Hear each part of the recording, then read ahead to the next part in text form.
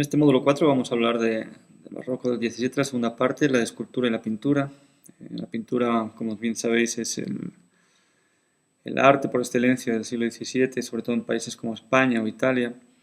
El barroco se manifiesta aquí con toda la intensidad, ya no es una pintura en la cual la naturaleza es la única imposición a la hora de representar, sino que hay diversos valores, ¿no? Sobre todo los valores contrarreformistas, valores religiosos que se expresan a través de un lenguaje mucho más expresivo, valga la redundancia, mucho más exuberante en cuanto a emociones, en cuanto a pericia técnica, etc. Empezamos, aunque no corresponde al siglo XVII, o las pocas obras que hace en el siglo XVII es a principios, con Caravaggio. Caravaggio es uno de los más influyentes. Recuerden, como hemos visto en el módulo, que hay una especie de división en dos escuelas principales, la escuela naturalista y la escuela clasicista. En este caso hablaríamos de la escuela naturalista, inaugurada con Caravaggio.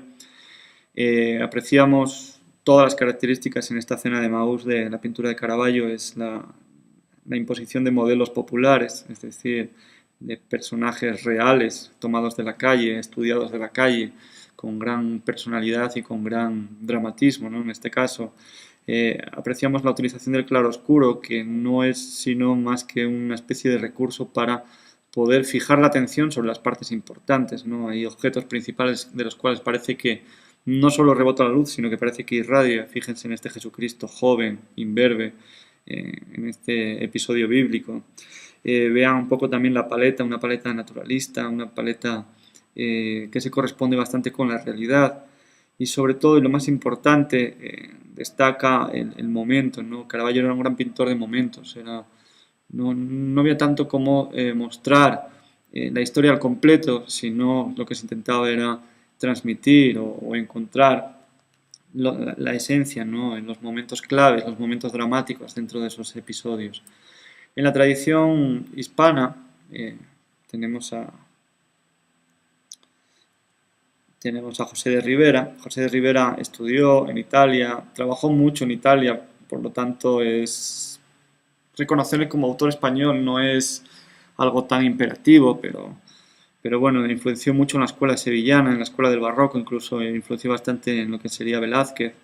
Él trabaja bajo esa misma premisa, aunque en este caso, en este martirio de San Felipe, apreciamos cierta luminosidad, se huye un poco de esos fondos imprecisos que utilizaba Caravaggio, del cual aprendió observando su obra y se enamoró de esa obra, ¿no? Y incorporó todos estos elementos a la suya. Si aprecian, hay un gran dramatismo en el momento, hay un dolor contemplativo, hay un tratamiento anatómico que rinde pleitesía al tema, ¿no? Al dramatismo del martirio de un santo. Vemos también una conexión, en cierta manera, con la expresión del santo con el mundo celeste. El claroscuro es evidente, pero vuelvo a reivindicar, hay una especie de luminosidad que no estaba presente en esa obra de Caravaggio. José de Rivera tiene un inicio así, luego tiene una transición, no hacia el clasicismo, pero sí hacia unas obras mucho más luminosas, mucho más claras en sentido. Carracci, sin embargo, es lo opuesto, él es la muestra de la escuela clasicista. Si se fijan, todavía queda bastante en el tratamiento de los paños y los volúmenes corporales, la luz. Hay mucho de lenguaje clasicista, de un trabajo volumétrico, preciso, anatómico, pero también expresivo. No es solo un clasicismo sobrio, como podría ser el de Masaccio, sino que en este caso hay toda una contención expresiva, una contención emocional que se transmite y que se muestra en cierta manera en esta obra. No es una asunción de la Virgen, es un tema múltiples veces pintado, ¿no? Es un tema muy importante dentro del catolicismo, y apreciamos una paleta muy diferente, una paleta quizá más apagada, más rica en tonos pasteles, una idealización en los personajes, ¿no? Eso está clarísimo, no son esos rostros, ¿no? Esos rostros procedentes de la vida, como veíamos en la obra de Rivera e incluso de Caravaggio, sino que hay unos rostros que son rostros tipológicos, una representación de santos o de la Virgen María, ¿no? Con esa cara de niña, adolescente, que es característica a lo largo de la historia del arte. Velázquez es un punto y aparte, dedicamos todo un apartado en el módulo por la importancia de su obra.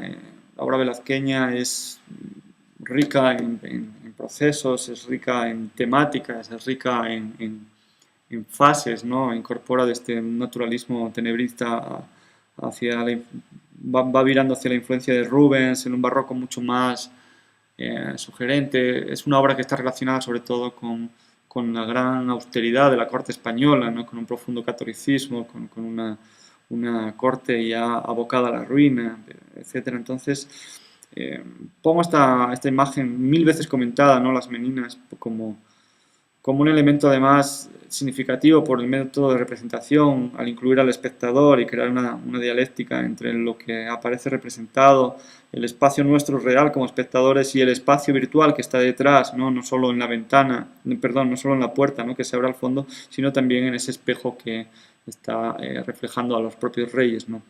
La inclusión del propio artista es algo también determinante, es decir, Velázquez se incluye a sí mismo reivindicando la figura del pintor, ¿no?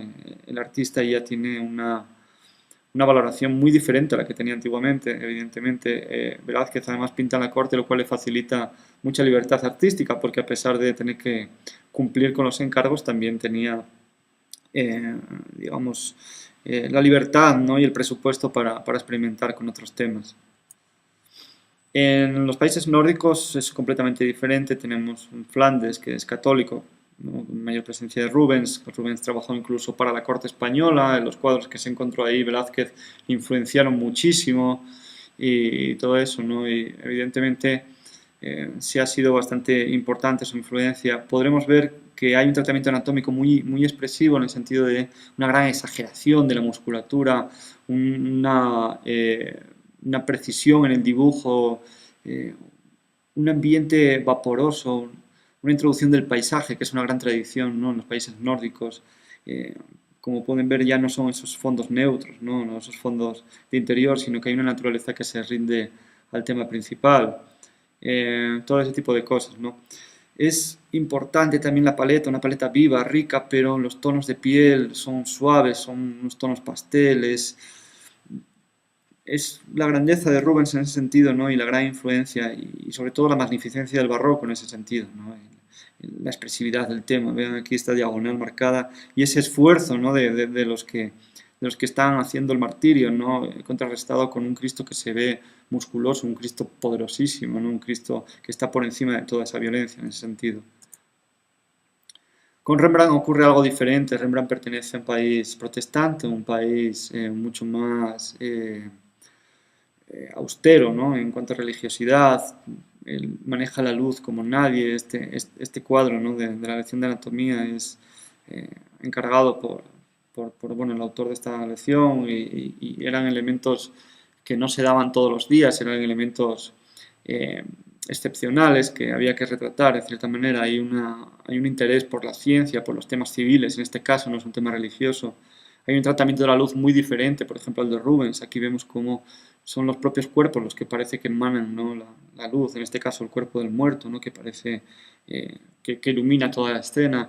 El resto permanece en penumbra porque lo importante en este caso es el retrato de estos estudiantes, ¿no? De medicina, de estos asistentes y del propio doctor Tulip que preside el evento. Es significativamente diferente, ¿no? Y por supuesto por darse fuera del ambiente del catolicismo. Claude Lorena inaugura la tradición del paisaje, un paisaje monumental, un paisaje clásico de inspiración, sobre todo en la antigüedad, en los relatos tanto del catolicismo como de la antigüedad.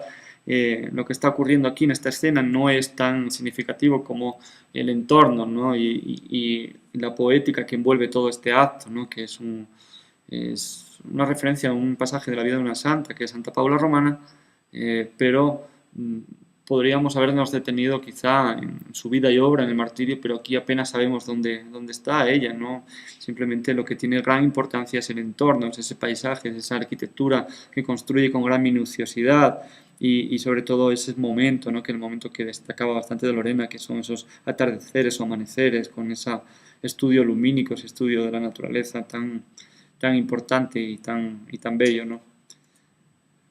Para terminar con la escultura, analizaremos esta obra de Bernini que hereda el gran la gran precisión, el tratamiento minucioso de su trabajo como orfebre.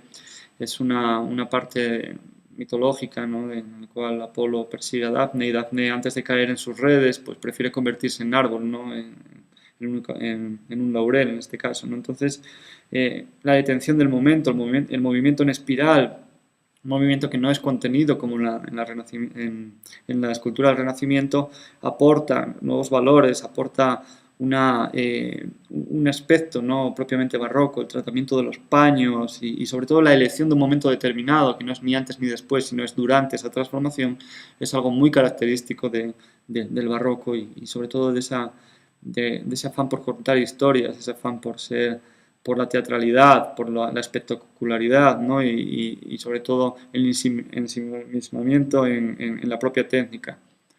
Es algo bastante significativo de la escultura barroca.